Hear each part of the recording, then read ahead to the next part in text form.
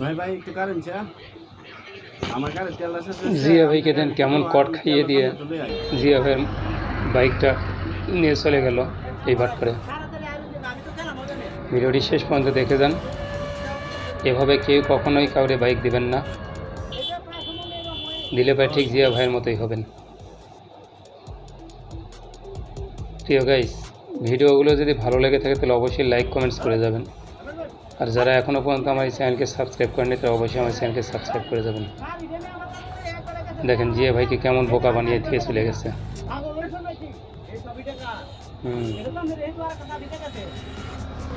ঘরের চাবি দিয়ে চলে গেছে।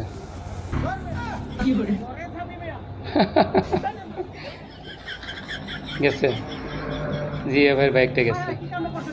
হ্যাঁ